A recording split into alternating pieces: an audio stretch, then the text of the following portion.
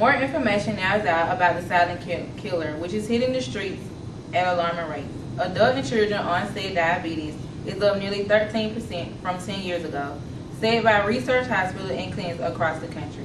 Diabetes is the body's inability to manufacture insulin in quantities sufficient enough to regulate blood sugar levels.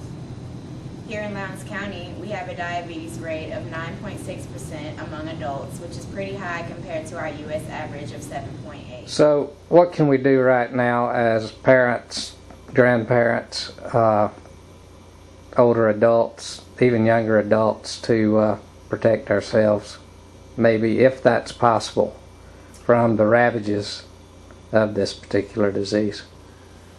Well, that's an excellent question. There's a lot of people looking into that, but I think as far as adult onset diabetes, the answer is rather simple. We have to modify our diets to account for a highly refined Western diet or American. As far as juvenile onset type 1 diabetes, that's a different issue. That's not so much a diet issue or a lifestyle issue. A significant amount of research is being done in that area to try to determine exactly what the cause of type 1 diabetes. As you well know, something in our environment or in our bodies destroys the islet cells in the pancreas, which are what produce insulin. Right. And without insulin being produced within the body, we cannot live. Diabetes actually falls into two separate diseases. One disease is adult onset, the other is child onset or juvenile. In adult set diabetics, what happens is pancreatic cells called islets are actually damaged, usually through poor dieting, obesity, and lack of exercise. For child diabetics, though, the researchers really don't have an answer. They think that the islets of Langerhans, the insulin-producing cells, are actually attacked, damaged, or destroyed altogether by a foreign body such as a virus. Treating diabetes, whether it's juvenile or adult, is extremely expensive. Diabetics use a glycometer 3 to 4 times a day to monitor sugars, and based on their monitoring, they may give 3, 4, 5, or even 6 injections. Finally, for those who can afford it, the pump has become a lifesaver. Remember, no diabetic has such a great future, but the future is better with good management. Here in Lowndes County, we have a diabetes rate of 9.6% among adults, which is pretty high compared to the U.S. average of 7.8%. We'd like to push the importance of prevention.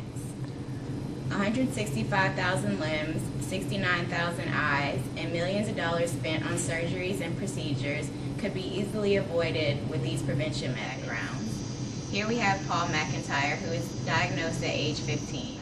Paul, how are you managing, and talk about some of the changes you experienced? I mean, relatively normal, say, one day, and then 120 days later, feeling completely different. Talk about that. I'm doing a lot better now that I've gotten older. I've got kids of my own. I do worry about what's going to happen in the future, so I'm trying to take care of myself so I can be there to see them grow up and hopefully see their kids grow up. I still have my struggles.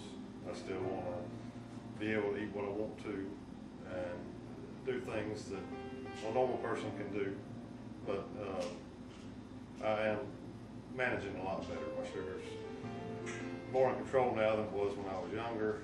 I still have spikes up and down, and I think that's going to happen until I totally get it under control, but all in all, a lot better now than it used to be. In just a minute.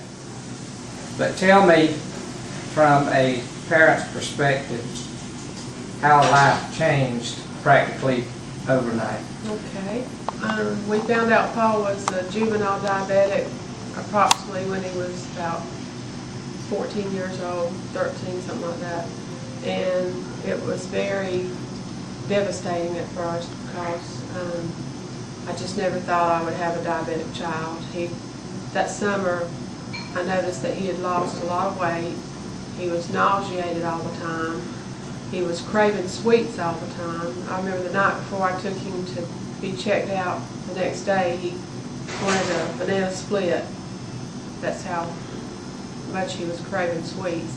And that summer he drank a whole case of Gatorade. He never could get enough to drink.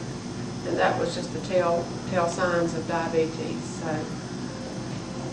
it was just, like I said, devastating when I found out he was diabetic. The first thing he told me when they admitted him to the hospital was, "Mama, I can never give myself a shot." There was just, I mean, he was just crying like a baby because he was so upset.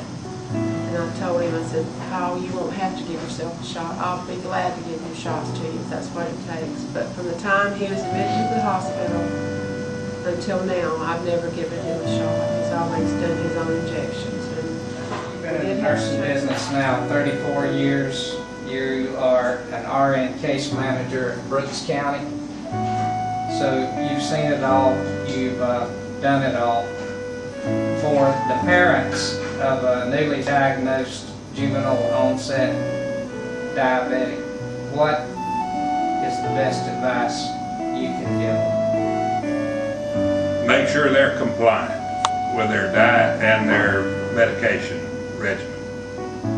I see people every day readmitted to the hospital because they're discharged and don't go home and don't take their medication, don't eat like they're supposed to, and they end up back in the emergency room admitted to the hospital. I see them with amputations. They start at the toes, then half the foot, then the whole foot, then half the leg, then the whole leg. I see them ended up on dialysis 3 times a week. And it's sad because, you know, if these people were compliant, a lot of this could be alleviated